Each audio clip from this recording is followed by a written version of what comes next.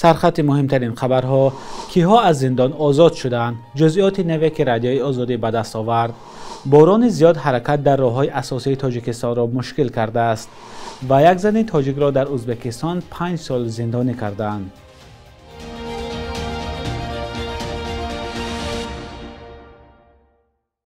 درود بینندگان عزیز، آخرین خبرها را از استودیوی دوشنبگی رادیوی آزادی تقدیمتان میکنیم. امروز 26 مارس سال 2025 است.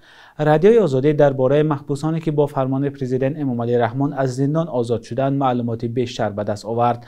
به اطلاعات یافته رادیوی آزادی، یکی از آزاد شده ها اسکر نورعلی زاده، سابق کارمند بلندپایه وزارت رشد اقتصاد و عضو حزب حاکم خلق دموکراتی است. وی در سال 2018 با گناه گرفتن تقریبا $500,000 پاره به 11 سال زندان محکوم شده بود. آن زمان پیوندانش اتهام را نادرست نامیدند، ولی مقامات آژانسی ضد فساد گفتند که نورعلی زاده از کار افتاده ها به نام همسر خود یک خانه 3 حجره نیز طلب کرده است. علی مردان جباروف، رئیس پیشین اداره زمین در ناحیه رشت، که در سال 2023 با گناه فروش زمین و پیشنهاد رشوه به ماموران امنیتی به 6 سال زندان محکوم شده بود، اکنون در آزادی است. جباروف در صحبت با تلویزیون دولتی تاجیکستان و هنگام آزادشوی در صحن محبس گفت اصلاح شده است. گلسره توختایeva که در ماه دکمبر سال 2022 در مرکز ولایت ختلان به 7 سال زندان محکوم شده بود نیز از زندان شهری نارنج آزاد شده است. در حالی که نظر این زن به اتهام معلوم نبود، دادگاه او را با گناه شانتاژ یک مرد زندانی کرده بود. یک حقوقشناس تاجیک به ذکر نامش گفت در نوار تلویزیون‌های تاجیکستان شخصی را دیده است که قبلا با گمان همجنسگرایی و تبلیغ آن دستگیر و زندانی شده است.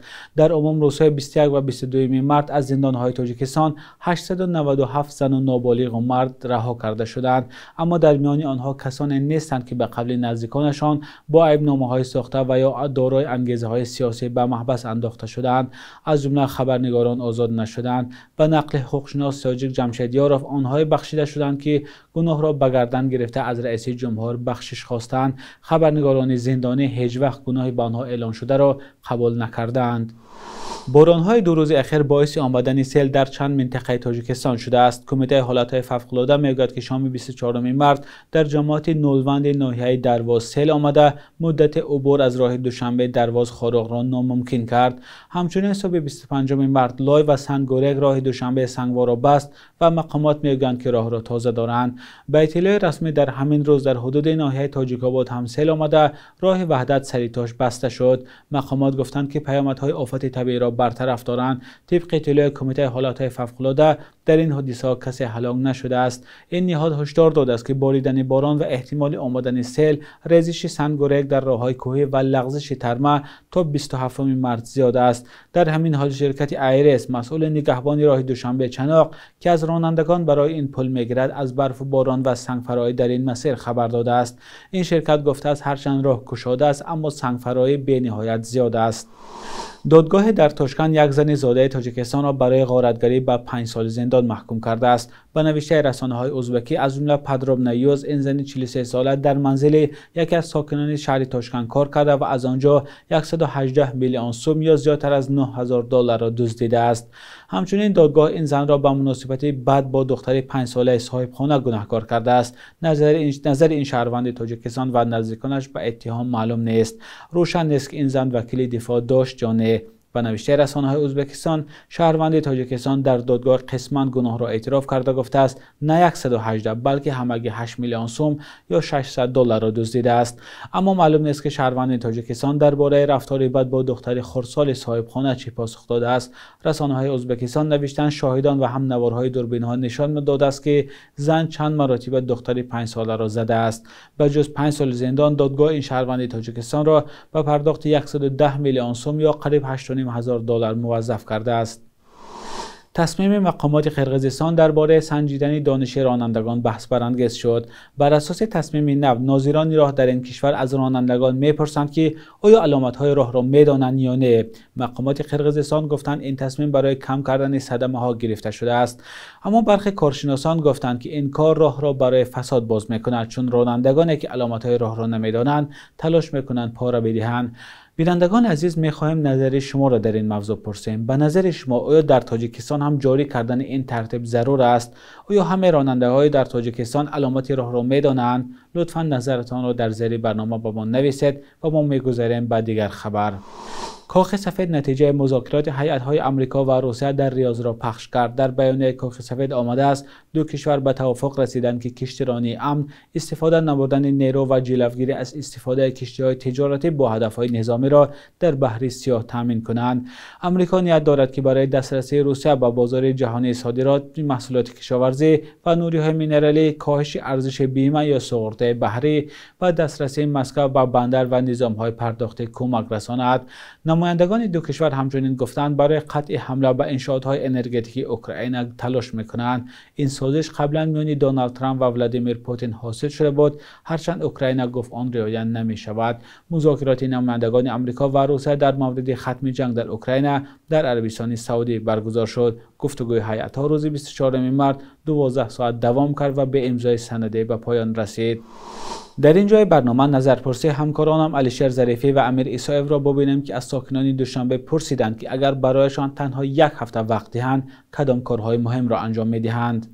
شما چه نقشه دارین که همین سه نقشه‌ای که می‌خواید در اول انجام بدید؟ ما باور که اولین نقشه‌ام که پدر مادرم حج روی کنم. اگر دستم برسه پدر مادرم مثال حج روی کنم. دیگر واسپیتن فرزندو دیمش با ایپای семья خونه و در نگاه کردن. Во-первых, подлечиться, поехать заработать. اولا خود را کمی معالجه میکنم، بعد به مهاجرت مهنتی میروم. سپس برگشته در تاجیکستان زندگی را ادامه میدهم. باید کشورمون رشد کند. مردم برای دریافت پول به خارج نروند و امکان زندگی خوب داشته باشند. ما آدمای پنسیونر همین درخشانانی و آزادگردانی همیودا کم کم اشتراک میکنیم، همیو میگیم در عمل بیاریم که آینده تاجیکستان ما هم به وقت همی سرسبز خورم باشه. میخوام که در آینده نقشه خانه‌دار شویم و صاحب خانه شویم، آینده فرزندان ما خوب شود، وطنمان آباد باشد. خیلی چی بود؟ من اگه یه هفته وقت داشته باشم برخی از چیزایی که تو زندگیمو تغییر بدم، یکیش اینه که واقعا دوست دارم یه سری هدفایی که بهشون نرسیدم، یه سری از رؤیاهام واقعا که بهشون نرسیدم حتما تحقق بدم. یکیش مثلا قبول شدن در رشته مورد نظرم تو دانشگاه است که واقعا حتما میخوام، و دومیش این که بتونم زبان انگلیسی رو به صورت کامل یاد بگیرم. و سومین چیزی هم که دوست دارم واقعا تفکرم و نسبت به اطرافیان اون تفکرم و نسبت به اطرافیان خیلی خوبتر کنم و اطرافیان رو تا جایی که میتونم مورد قضاوت قرار ندم. و از اینجا هم خواهش میکنم از تمام مردم که واقعا بی‌رحمانه همدیگر رو مورد قضاوت قرار ندیم، چون واقعا مورد قضاوت قرار گرفتن واقعا خیلی بده. حالا چه خوب یا چه بد، به هر حال به همدیگه احترام بذاریم و همدیگه رو تا جایی که میتونیم مورد قضاوت قرار ندیم. I would help as many people as I can in any way I can. به هر کسی که به کمکم نیاز دارد یاری میرسونم، به هر شکلی که بتوانم. با آنها صحبت میکنم، دوستانم را وادار میکنم که زندگی را ادامه دهند. از پی نقشه سفر به دیگر کشورها هم میشوم. Travel.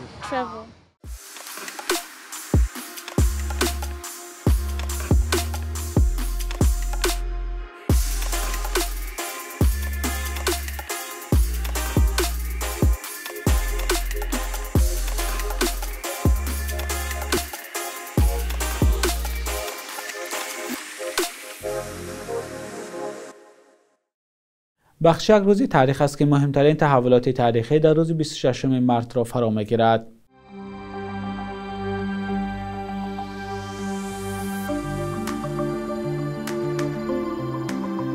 حسین ابن منصور حلاج از معروفترین عارفان قرن 9 و 10 میلادی 26 مارس سال 922 درگذشته است. این زاده شیراز و ساکن بغداد از سیماهای مشهور فلسفه و ادبیات فارس و تاجیک و عرب به شمار می رود. می گویند برخی جوهری سخنان عارف دلخون را درست درک نمی کردند و خائن و کافرش می خواندند. شهرت بزرگ او در تصوف سبب گشت که زندانی شود. همین طور بیش از 10 سال آخر عمرش را در زندان به سر برده، با امر خلیفه در 64 سالگیش به دار آویخته شد.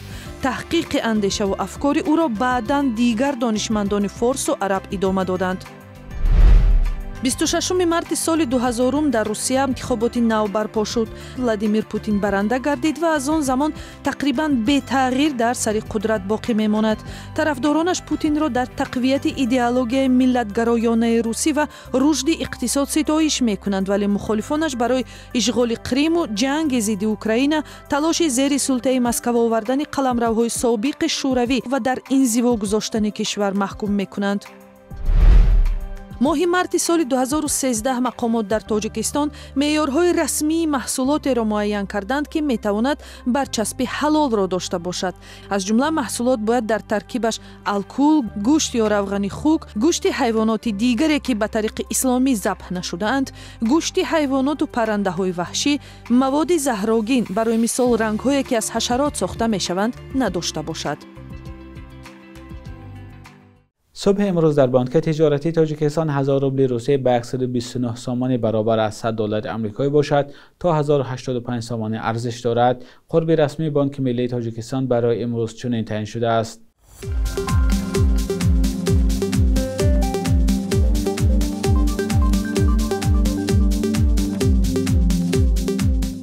بینندگان عزیز، به پایان برنامه نویدی بامدادی رسیدیم. خبرهای از این بیشتر را در سامانه رادیوی آزادی با نشان آزادی.org پیدا کنید. تا فردا، خدا نگهدارتان.